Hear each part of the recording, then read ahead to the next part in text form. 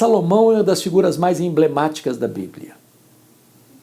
Ele, filho de Davi, pai de Roboão, um homem que foi da glória ao fracasso. Eu já vi tantos livros e tantos oradores enaltecerem Salomão, colocarem no pináculo da glória, sem observar os pontos falhos deste grande monarca. Primeiramente, ele é a expressão da graça de Deus, porque ele é filho de um relacionamento complicado de Davi com Batseba. Davi mandou matar a mulher, mandou matar o marido de Batseba,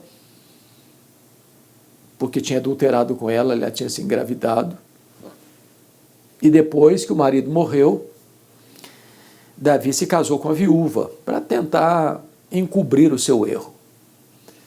Deus julgou Davi, aquela criança que nasceu do fruto do adultério morreu, mas Deus prometeu de que o filho que haveria de vir dessa relação seria amado e substituiria Davi no trono.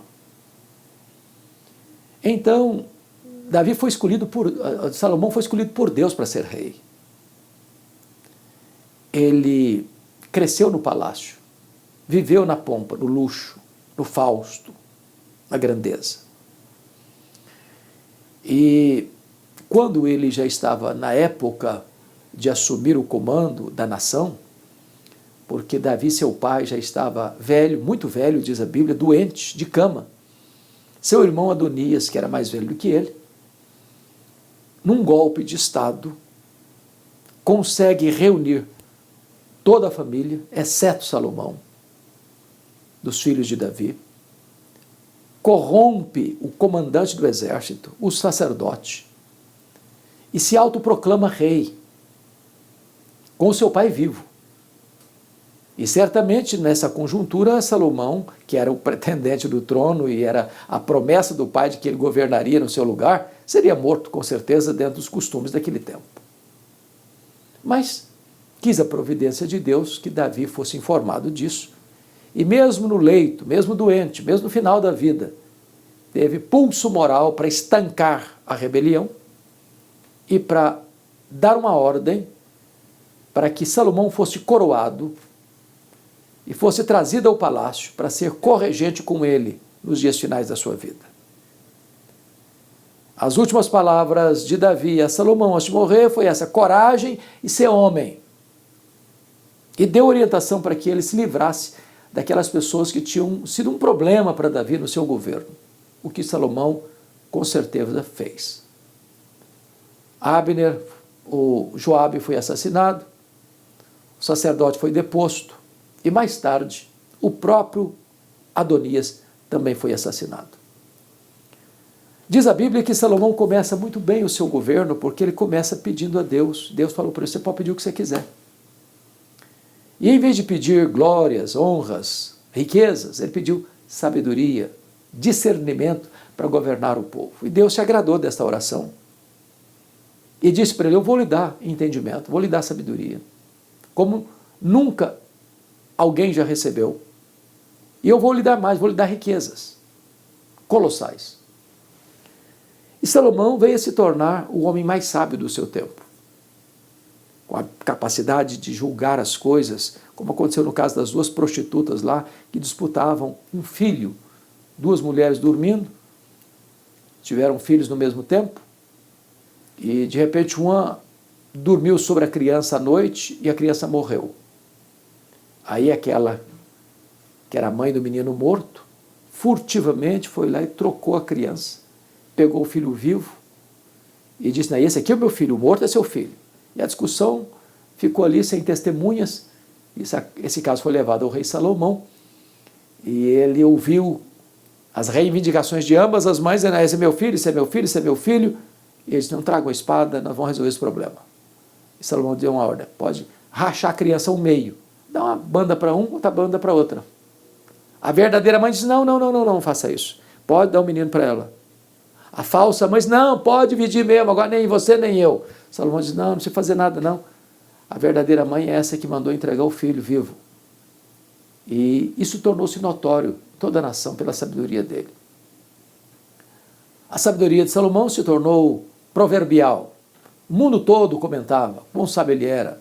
Tornou-se um cientista na área de plantas, na área de animais, compôs 5.000 provérbios, de uma sabedoria incomum e também de uma riqueza colossal. Seu pai já tinha deixado para ele uma fortuna extraordinária e muito ouro, porque Davi queria construir o templo, mas disse, não, você não vai construir, você foi um guerreiro, suas mãos estão cheias de sangue de tantas batalhas que você enfrentou, esse privilégio você não terá, vai ser seu filho Salomão que vai construir o templo. Então Salomão é aquele homem que vai construir o templo com madeiras lá do Líbano, com cedro do Líbano, com muito ouro, com muita prata, com muita pompa, com muita glória, um templo suntuosíssimo e caríssimo. Depois disso, 7 anos de construção, ele gasta mais 14 anos construindo seus palácios. E aí Salomão é agora o rei mais rico, mais sábio do mundo. Porém, este homem comete alguns equívocos graves que eu passo a elencar, que geraram o seu fracasso. Lá no livro de Deuteronômio, capítulo 17, Deus estabeleceu quais eram os critérios para se ser um rei em Israel. E um critério que Deus estabeleceu que não devia multiplicar mulheres. Naquela época, os reis tinham casamentos diplomáticos, casando com mulheres de diversos povos, de vários povos, porque tendo um casamento diplomático, isso facilitava a transação comercial entre aquelas duas nações. Salomão exagerou nisso, a ponto de ter 700 princesas e mais 300 concubinas, 1000 mulheres. Deus havia dito que não podia multiplicar mulheres. O problema da orientação de Deus não é porque Deus tenha preconceito racial, o problema não era étnico, o problema era religioso. O problema é que essas mulheres eram diversas nações, o problema é que elas adoravam outros deuses. E isso ia corromper a vida espiritual do povo de Israel. Então Salomão quebrou esse princípio. Segundo princípio que Salomão quebrou, Deus havia dito lá em Deuteronômio 17 que o rei devia multiplicar carros e cavalos.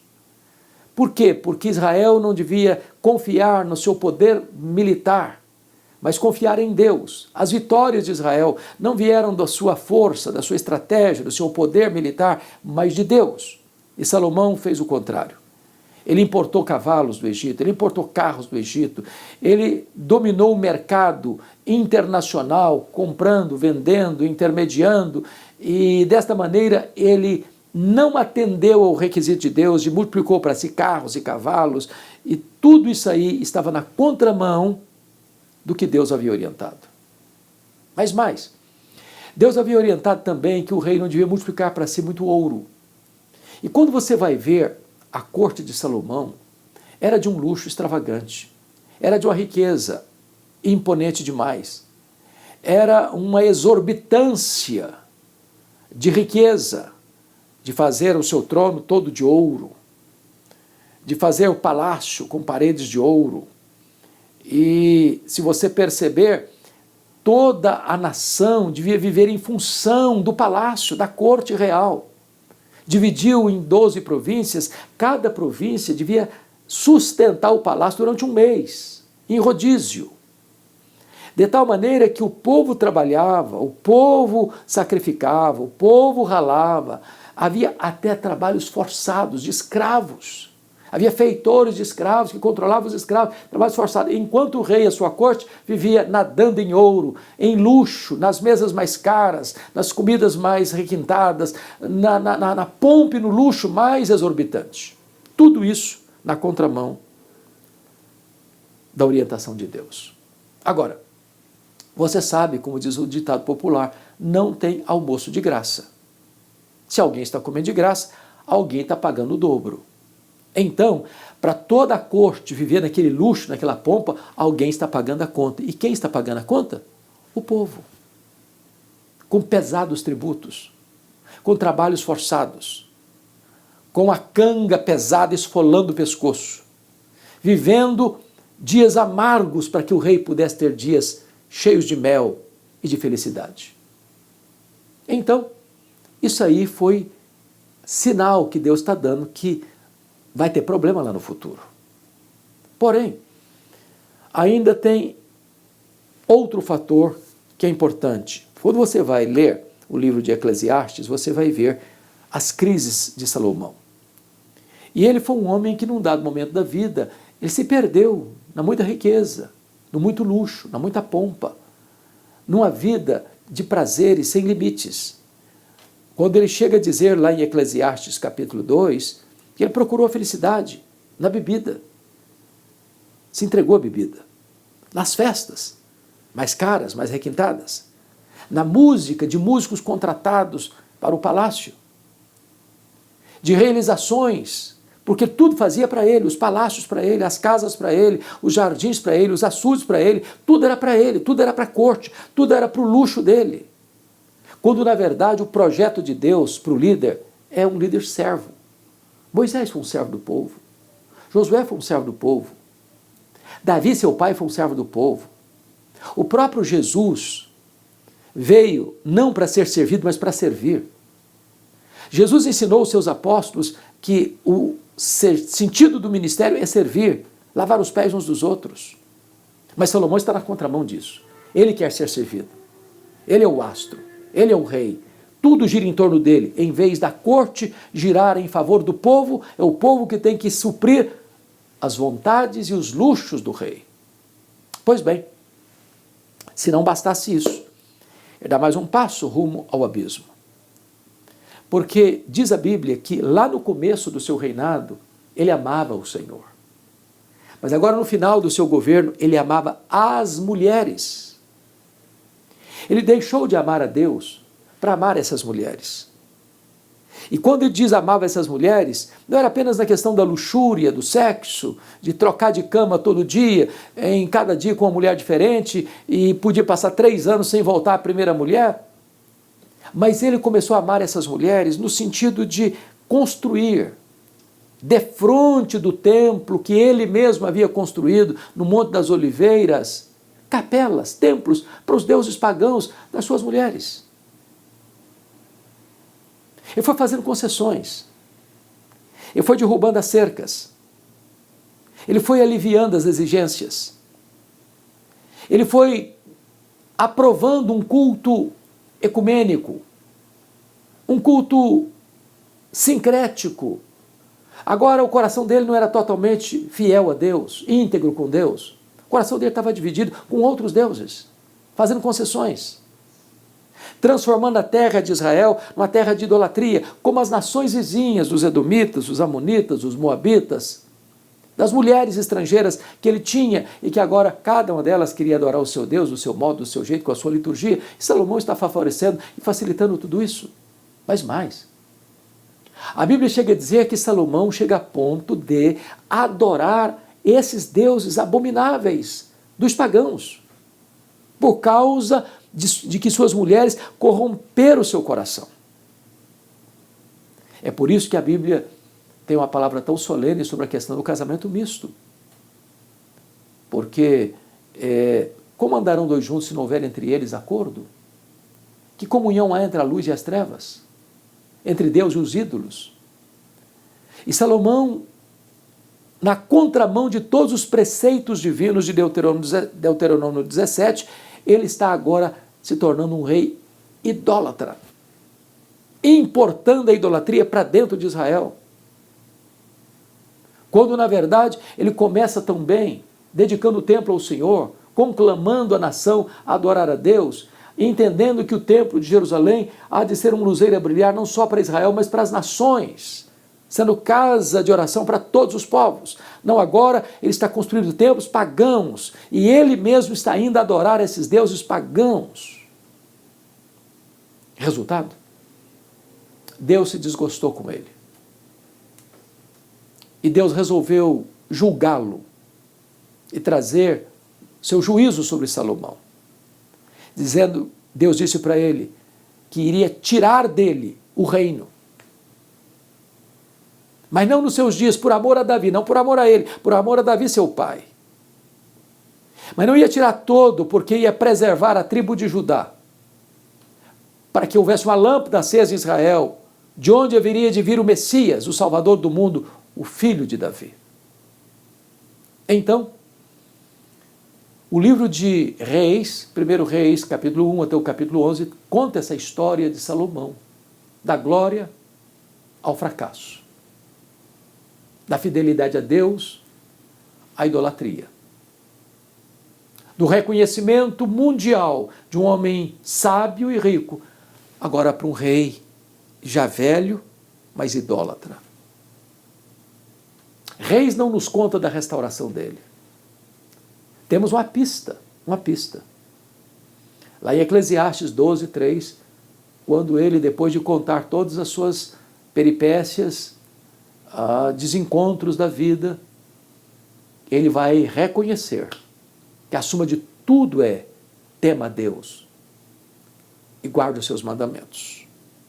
Cremos que esta é a volta de Salomão à sensatez, já no final da vida.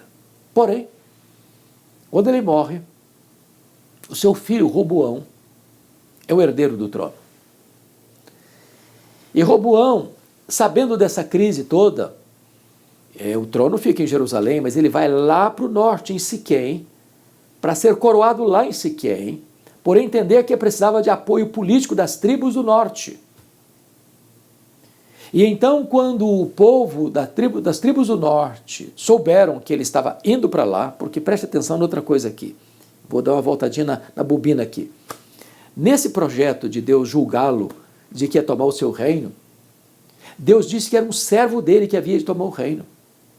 E esse servo chamava-se Jeroboão, que era líder daqueles que trabalhavam com trabalhos forçados, escravos, trabalho escravo, para manter o luxo da corte.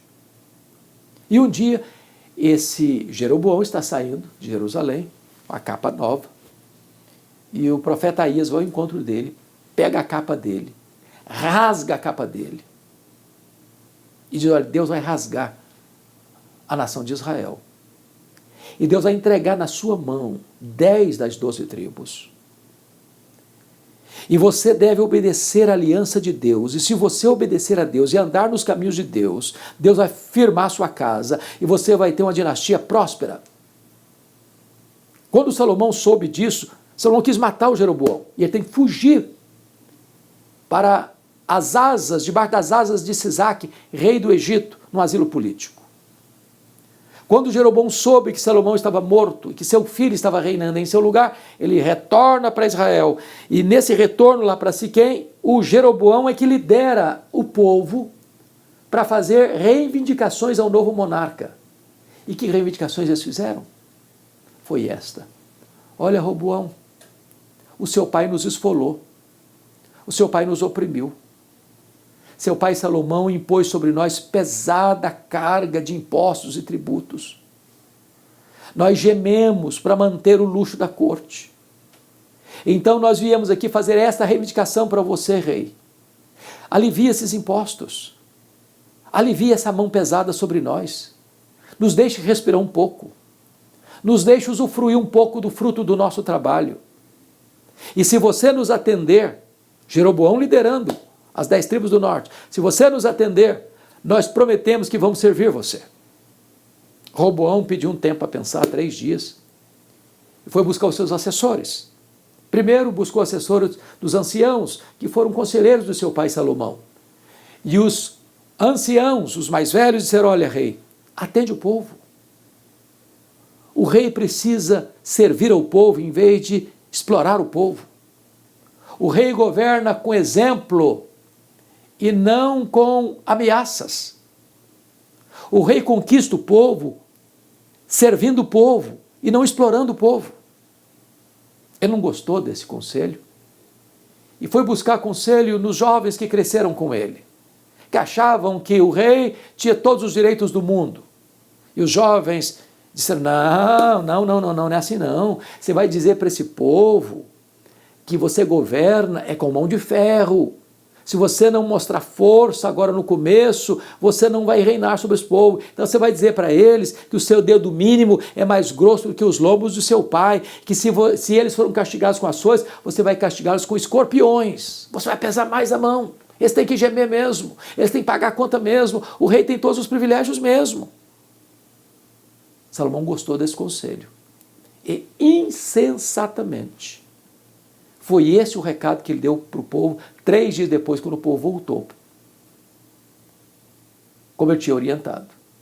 Então, quando Roboão deu esse discurso, repetindo o discurso dos jovens, diz a Bíblia que as 10 tribos do norte, sob a liderança de Jeroboão, romperam com a dinastia davídica.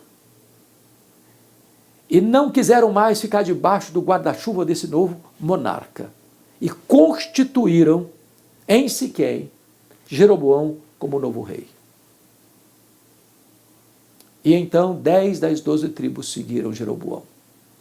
Roboão ficou numa situação deprimente, e aí ele comete mais um erro, porque ele manda Jorão lá com as 10 tribos para tentar, numa espécie de diplomacia, ainda impor o seu regime, mas o camarada era o feitor de escravos, ele era mal amado, ele era temido, mas não era amado. Sabe o que fizeram com esse embaixador da diplomacia de Roboão? Eles apedrejaram o cara e mataram o cara. O rei ficou com medo, teve que fugir para Jerusalém.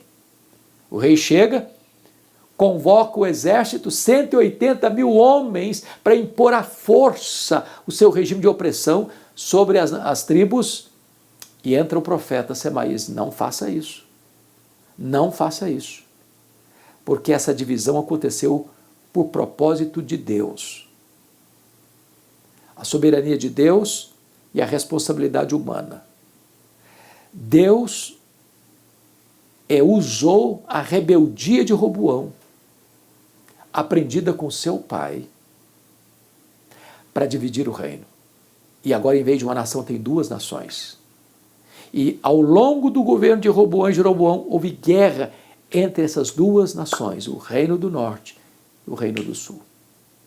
Poderíamos dizer, portanto, que Salomão vai da glória ao fracasso, porque ele terminou mal, passou o governo para o seu filho, e o seu filho foi mal do começo ao fim. Perderam 10 das 12 tribos. Nesse reino do norte, das 10 tribos, Jeroboão foi horrível, porque ele não atendeu o conselho de Deus. E ele achou que se os súditos dele voltassem para adorar em Jerusalém, que eles acabariam voltando para a dinastia de Davi, e ele acabaria sendo morto por Roboão. Então ele criou uma coisa horrível. Criou uma nova religião. Novos templos, novos deuses, nova liturgia, novo calendário religioso. E ele perverteu a religião das 10 tribos do norte. E daqui do ano 931 até 722, 19 reis passaram no trono. 8 famílias diferentes, 8 dinastias diferentes. Nenhum desses reis andou com Deus. Uma tragédia. Onde foi gerada essa tragédia? Na casa de Salomão. Na vida de Salomão. Porque ele deixou de honrar a Deus e de seguir os preceitos de Deus. Um homem tão sábio, um homem tão rico, mas que se perdeu no meio desse mar de ouro e nessas linhas de sabedoria. Por um momento, confiou em si mesmo, esqueceu-se da palavra de Deus, e o resultado foi trágico. Salomão não é todo esse herói que muita gente tenta colocá-lo. Teve seus momentos abençoadores? Teve. Legou nos 3 livros da Bíblia, escreveu Cântico dos Cânticos na sua juventude, escreveu Provérbios na sua maturidade, escreveu Eclesiastes na sua velhice. Isso é um alerta para nós. As vitórias do passado não são garantias de vitória no presente e não são um certificado de que podemos tudo no futuro. Todo dia é dia de andar com Deus e de temer a Deus, para que a nossa história não seja da glória ao fracasso, mas que a nossa vida seja de força em força, de fé em fé, sendo transformados de glória em glória na imagem de Jesus Cristo, nosso Senhor. Deus abençoe sua vida, Deus abençoe seu coração.